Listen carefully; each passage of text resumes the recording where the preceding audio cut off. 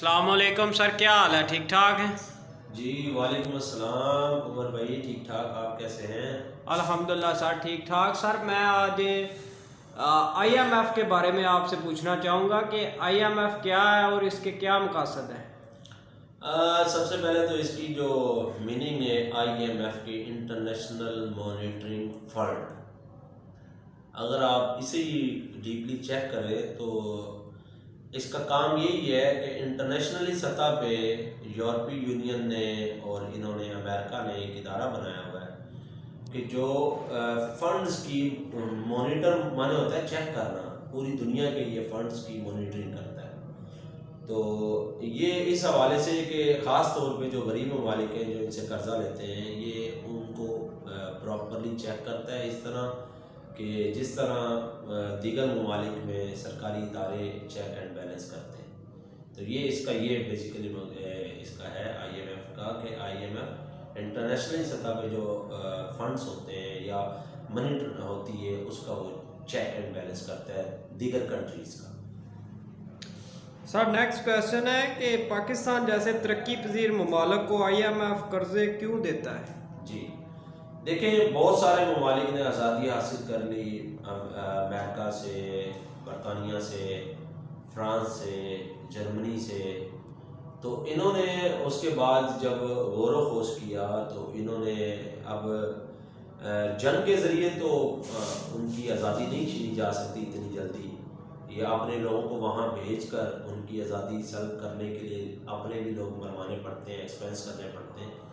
تو انہوں نے معاشی طور پہ ایک ایسا طریقہ نکالا کہ جس کے ذریعے ممالک کو مقروض کر کے، ممالک کو مانیٹر کر کے ان کو تباہی کے تحانے میں لے کے جانا ہوتا ہے۔ بیسیکلی آئی ایم ایف جو ہے وہ قرضے اس لیے دیتا ہے کہ آپ کی آزادی کو سلب کرتا ہے، یعنی آپ آزاد نہیں رہتے، آپ خود مختار نہیں رہ جاتے۔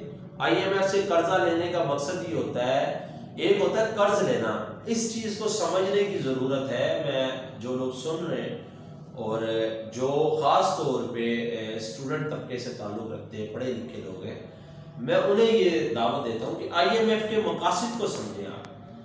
ایک ہوتا ہے قرض لینا، اگر مجھے قرض کی ضرورت ہے، مجھے پیسے کی ضرورت ہے، میں بینک کے پاس جاتا ہوں یا انڈیویجولی کسی سے قرضہ لیتا ہوں، تو اس میں اپنی آزادی سلب نہیں کرتا ہوں، اس پیسے کو میں جہاں چاہوں جس طرح چاہوں بزنس کے اندر یوٹیلائز کر سکتا ہوں۔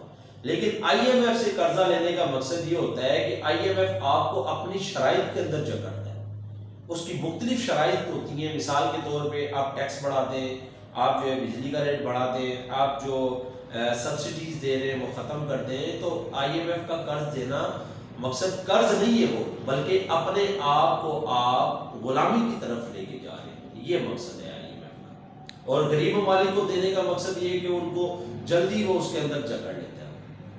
سر یورپی ممالک کس طرح ترقی پذیر ممالک کو غربت کی طرف دھکیل رہے ہیں؟ دیکھیں، ترقی یافتہ جو ممالک ہیں، ترقی یافتہ ممالک کا اصل میں بیسیکلی مقصد یہ ہے کہ لوگوں کو، جیسے پہلے میں نے کہا کہ غلام بنانا، تو وہ غلام بنانے کے لیے انہیں وہ سود پہ قرضہ دیتے ہیں، اور وہ قرضہ جو ہے وہ اس قدر وہ یعنی کہ اس قوم کے لیے یوں کہہ لیں کہ ایک زہر کی مانند ہوتا چلا جاتا ہے، اور ایک وقت آتا ہے کہ ان کی آزادی سلب ہو جاتی ہے، وہ اپنے فیصلے وہ خود نہیں کر پاتے۔ تو یہ ان کی پالیسی ہے، یہ اس طرح غریب ممالک کو جو ہے وہ غریب کرتے چلے جا رہے ہیں۔ کبھی بھی عمر بھائی میں آپ سے اگر کوشچن کروں کہ آپ کو پیسوں کی ضرورت ہو تو آپ کا جو ہے سکا رشتہ دار آپ کو پیسے نہیں دیتا، ٹھیک ہے، اور اگر وہ سود پہ آپ کو دیتا ہے تو بتائیں اس نے آپ کے ساتھ نیکی کیا کی؟ تو یہ صرف ڈنگوسلے، یہ ہمیں پسایا جا رہا ہے اور کچھ بھی نہیں۔ کیا آئی ایم ایف سے قرضہ لے کر ہم ترقی کی طرف جا سکتے ہیں؟ کبھی بھی نہیں، کبھی بھی نہیں، 100% بات ہے، یہ قرض لے کے آپ نہیں جا سکتے۔ اس کی وجہ کیا ہے؟ ایک چھوٹی سی مثال میں آپ کو دینا چاہوں گا۔ مثال یہ کہ ایک شخص ہے، اسے کاروبار کرنا ہے، وہ قرض لیتا ہے۔ ایک ہوتا ہے قرض لینا، ایک ہوتا ہے سود پہ قرض لینا۔ اس نے 1,00,000 روپے لیا تو قرض میں یہ ہوتا ہے کہ اس نے 1,00,000 ہی واپس کرنا، لیکن سود میں کیا ہوگا کہ ایک سال کے اوپر اس نے مثال کے طور پہ 20% دینا اسے۔ اب ایک سال اگر وہ نہیں دے پاتا تو اس کا لیٹ چارجز بھی لگتے ہیں، اور اس کے اوپر مزید جو رقم ہوتی ہے وہ 20%، تو 120% میں پھر سود لگتا ہے، تو وہ دن بہ دن وہ مزید جو ہے وہ کمزور ہوتا چلا جاتا ہے۔ دوسری بات یہ ہے کہ قرض لے کر کبھی بھی آپ ترقی نہیں کر سکتے۔ قرض کیوں لیا جا رہا ہے، مقصد آپ بتائیں۔ ایک ہوتا ہے قرض کی اقسام ہوتی ہے، قرض کیوں لیا جاتا ہے؟ مثال کے طور پہ کوئی، اب اگر معاشرے کی بات کریں، کوئی غریب آدمی ہے، اس کا اپنا مکان نہیں ہے، وہ قرض لے رہا ہے کہ میں اپنا مکان بنا لوں، تو اس میں وہ سود پہ لے رہا ہے تاکہ میں کرائے سے نجات حاصل کر لوں۔ فار ایگزامپل وہ قرض لیتا ہے 10 لاکھ روپے قرض لے رہا ہے، وہ کرایہ دیتا تھا 10,000 روپے، اب وہ قسط اس کو پڑ رہی ہے 5,000 کی، اسے تو بینیفٹ ہوگا، وہ تو فائدے میں آ گیا، ٹھیک ہے۔ ایک شخص ہے وہ قرض لے رہا ہے، اس نے کاروبار کرنا ہے، مثال کے طور پہ 20% سود ہے اس پہ، وہ بھی کسی نہ کسی طرح اپنے آپ کو مینیج کر لے گا، کیوں کہ بزنس کے اندر سے وہ سال کا جو ہے بجائے 20% کے وہ 100% پروفٹ کما لے گا، یعنی اس طرح رولنگ کر کے پیسہ۔ لیکن جو کنٹریز قرض لے رہی ہیں وہ قرض لے کر یوز کہاں کر رہی ہیں؟ آپ یہ سمجھے بات، ہمارے پاس اس وقت بہت سارے ادارے ایسے ہیں کہ جو کہ لاس میں جا رہے ہیں، ان کا لاس پورا کرنے کے لیے قرض لیا جا رہا ہے۔ اچھا، اس کا ایفیکٹ کیا ہو رہا ہے؟ ایفیکٹ یہ ہو رہا ہے کہ آپ وہ قرض لے کر اپنی عوام کے اوپر بوجھ ڈالتے چلے جا رہے ہیں۔ بجلی مہنگی ہو رہی ہے، پیٹرول مہنگا ہو رہا ہے، سبسڈیز ختم ہو رہی ہیں، اشیاء خوردونوش مہنگی ہو رہی ہیں، آپ کی تمام چیزیں، آپ کی انڈسٹری، ہر چیز آپ کی مہنگی ہوتی چلی جا رہی ہے، اور مہنگائی کے دلدل میں آپ پھنستے چلے جا رہے ہیں۔ آپ کا ڈالر ڈیکریز ہو رہا ہے، آپ کی ویلیو جو ہے وہ ڈیکریز ہو رہی ہے، اس کی وجہ سے آپ کے اوپر مزید قرضوں کا بوجھ بڑھتا چلا جا رہا ہے۔ تو یہ کسی صورت بھی ہم ترقی کی طرف نہیں جا رہے۔ ہم پاکستان کو کس طرح قرضوں کی دلدل سے نکال سکتے ہیں؟ ہاں، یہ سوال آپ کا بہت امپورٹنٹ سوال ہے، کس طرح ہم اس کو مینج کر سکتے ہیں؟ اس کی بھی میں آپ کو ایک مثال دیتا ہوں۔ ایک شخص ہے، وہ جاب کر رہا ہے، اس کی ارننگ 1 لاکھ روپے ہے، جب اس کی جاب 1 لاکھ کی چھوٹ جاتی ہے، اب مارکیٹ میں اس کو 20,000 کی جاب ملتی، تو وہ کیا کرے گا؟ سب سے پہلے سمجھنے کی بات یہ کہ وہ اپنے ایکسپینس کنٹرول کرے گا۔ گورنمنٹ اپنے ایکسپینس کنٹرول نہیں کر رہی، گورنمنٹ کی سیلریز، لوگوں کی سیلریز اسی طرح جا رہی ہیں، اداروں کا بوجھ اسی طرح قائم ہے، ٹھیک ہے۔ جب تک گورنمنٹ اپنے، بلکہ ہر سال وہ اپنی جو ہے وہ انکریز کرتی چلی جا رہے ہیں، گورنمنٹ ملازمین کی تنخواہیں انکریز ہو رہی ہیں، ان کے الاؤنسز انکریز ہو رہے ہیں، تو گورنمنٹ کو کیا چاہیے؟ گورنمنٹ کو چاہیے کہ اس وقت جو آپ کے سرکاری ادارے ہیں، یا تو انہیں پروفیٹیبل بنائے یا انہیں پرائیویٹائز لوکل کرے، یہ نہ ہو کہ باہر کے لوگوں کو دے، اپنے ہی انویسٹرز کو لا کر کس طرح وہ جنریٹ کیا جا سکتا ہے وہاں سے ریونیو، اس چیز کی طرف جائے۔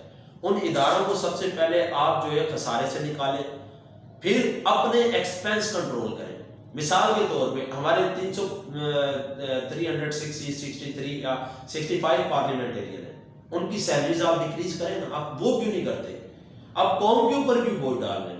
آپ اداروں کے اندر جو الاؤنسز ہیں انہیں کنٹرول کریں، اداروں کے اندر جو کرپشن ہو رہی ہے انہیں کنٹرول کریں۔ پھر سب سے بڑی جو بات یہ ہے کہ ہمارے ملک کے اندر جو بارہا کہا جاتا ہے، آپ نے بھی اس بات کو نوٹ کیا ہوگا کہ ہم ٹیکس نہیں دیتے۔ بھائی کون کہتا ہے کہ ہم ٹیکس نہیں دیتے؟ آپ مجھے بتائیں کہ آپ ٹیکس نہیں دیتے؟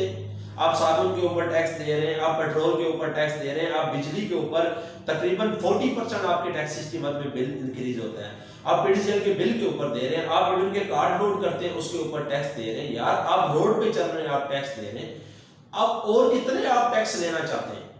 لیکن اس میں سب سے بڑا جو فالٹ ہے وہ یہ ہے کہ ٹیکس کی پراپر کلیکشن اور اس کا پراپر یوز نہیں ہے ہمارے ملک میں۔ وہ پیسہ کہاں جا رہا ہے کوئی اس کا حساب کتاب نہیں ہے۔ تو سب سے پہلے ہمیں اپنا سسٹم صحیح کرنا ہوگا۔ اگر ہم اپنا سسٹم صحیح کر لیں تو ہم ترقی کی راہ کی طرف جا سکتے ہیں۔ سر کیا ہم ترکی اور ایران کی طرح خود مختاری حاصل کر سکتے ہیں؟ کر سکتے ہیں، کیوں نہیں کر سکتے؟ دیکھیں رجب طیب اردوان جب آئے تھے تو اس وقت بھی ترکی کے اوپر قرضہ تھا، قرضوں کی دلدل میں پھنستا چلا جا رہا تھا۔ خود انحصاری آپ اپنائیں نا، اپنے پاؤں پہ خود کھڑا ہونا سیکھیں آپ۔ جب تک آپ اپنے پاؤں پہ خود نہیں کھڑا ہوں گے، کوئی آپ کو کتنی دیر تک کندھا دے کے چلا سکتا ہے؟ اور وہ بھی ایک ایسا شخص، کندھا وہ شخص دے رہا ہے آپ کو کہ جو آپ سے بلکہ لاکھ روپے دے کے اس نے 1,20,000 لینے آپ سے، اپنے سود کی اس میں ہے، اور وہ آپ کی آزادی سلب کرتا چلا جا رہا ہے. تو آپ اپنے پاؤں پہ کھڑے ہو سکتے ہیں، لیکن آپ کو ایسی پالیسیز اختیار کرنی پڑے گی کہ جس سے آپ اپنے پاؤں پہ خود کھڑے ہو سکیں. اس کے لیے آپ کو 1 سال 2 سال 3 سال سخت گزارنا پڑیں گے، لیکن پھر آپ صحیح ہو جائیں گے. لیکن اگر آپ چاہیں تو، آپ چاہتے ہی نہیں ہیں، آپ اپنے گریبان میں نہیں جھانک رہے، اپنے اداروں کے کارنامے نہیں دیکھ رہے، اپنے اداروں کو صحیح نہیں کر رہے، اپنے ایکسپینس کنٹرول نہیں کر رہے، اور آپ چاہتے ہیں کہ ہم ترقی کریں، یہ ناممکن ہے. آپ سب سے پہلے اپنے آپ کو کنٹرول کریں. انشاءاللہ کیوں نہیں ہے، پاکستان اتنا زرخیز ملک ہے، پاکستان میں کیا کچھ نہیں ہے، سب کچھ ہے.